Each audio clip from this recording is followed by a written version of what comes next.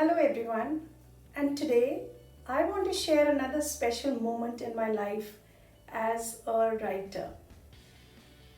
As they always say that the firsts always remain etched in your memory. When I look at the latest edition of my first school textbook, I'm reminded of the year 2002.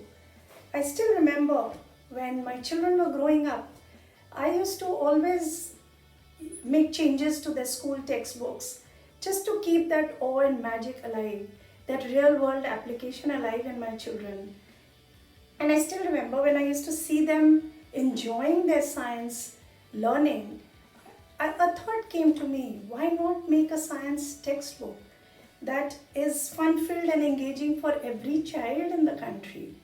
And that is when I started writing my first school textbook, and then came the hunt for a publisher. And honestly, this was not an easy one. Because to convince people about this novel approach, about a different approach towards teaching science was not easy. Not everyone was ready to make a shift. And that is when someone suggested Oxford University Press. And I still remember how I contacted OUP.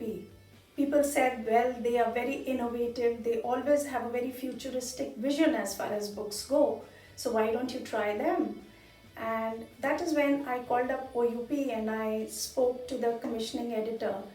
And I still remember that conversation with Lali John when I called her up and I asked her, do you think you need a science textbook? And immediately she responded and she said, well, there's always a need for a good book. And that is when the seed for science in everyday life got sown. And I remember it was such a beautiful journey. And those were the times when it used to take about 3 to 4 years for a whole textbook series to come out, from conceptualization to printing. And the journey that began in the year 2002, the books came out in 2005, 2006.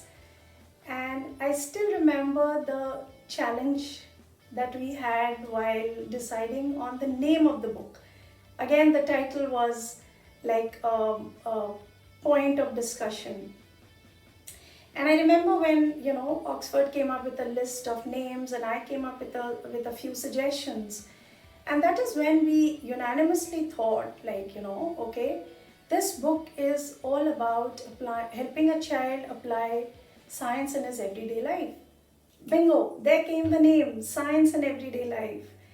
And that is how the journey of science in everyday life began and my textbook writing began. And what a journey it has been. I mean, I have seen these books evolve over a period of time, changing and coming up, getting refreshed, getting updated.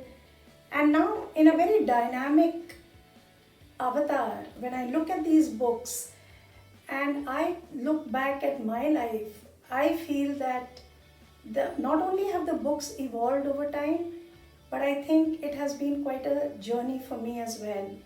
And I see myself and my writing as a whole spiritual journey that began in the year 1998-99, and today, after 20 years, it has helped me evolve spiritually as well. I think that is what writing does to an author. It helps the author evolve over a period of time. And that is what NSIL has done to me.